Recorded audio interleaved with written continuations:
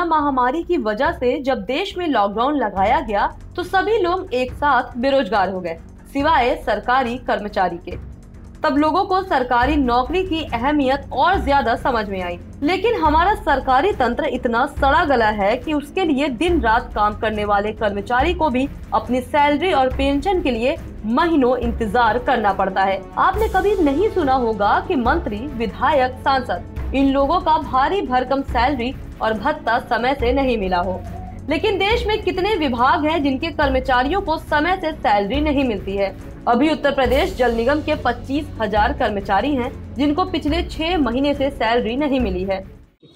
हम लोग जल निगम के कर्मचारी हैं, करीब 35 दिन से धरना प्रदर्शन कर रहे हैं और तनख्वाह भी नहीं दिया जा रहा। होली का समय है, दिवाली हम लोग की ऐसे ही निकल गई बिना वेतन के। अब 1 महीने का दिया गया है, आदमी वो कर्जा भरे या त्योहार मनाए।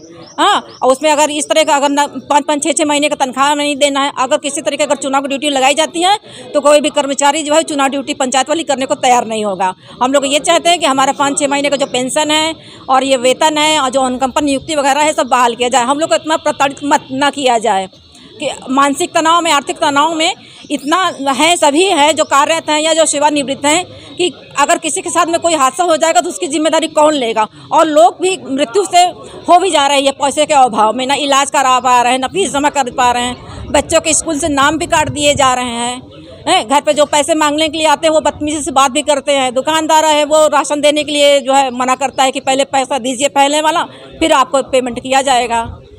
दूध जो ले है वो भी सब बंद हो गया है बच्चों के लिए। अब हम लोग क्या खिलाए। Urmila, 2nd circle.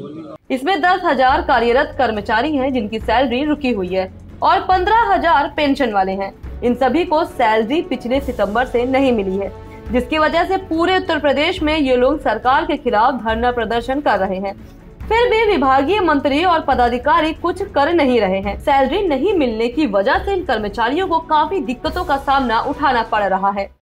मेरा नाम रमेश मिश्रा है, मैं सेवानिवृत्त हूँ।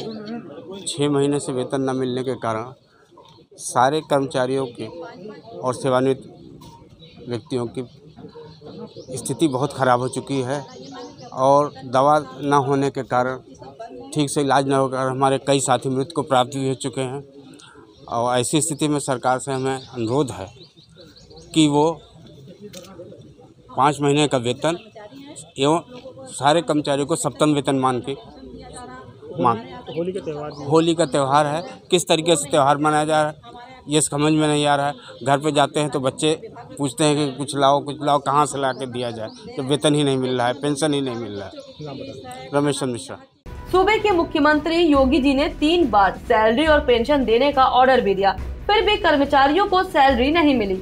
इस विषय पर जब यूपी के उप मुख्यमंत्री से पत्रकार ने पूछा तो उन्होंने बताया कि इस बात की जानकारी उन्हें थी ही नहीं।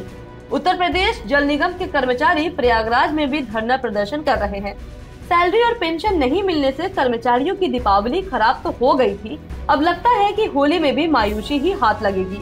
सरकार को तुरंत इस समस्या का समाधान करना चाहिए और जो भी कर्मचारी हो उनकी सैलरी और पेंशन तत्काल देना चाहिए। इस चैनल को देखने के लिए लाइक करें, सब्सक्राइब करें और बेल आइकन दबाना ना भूलें।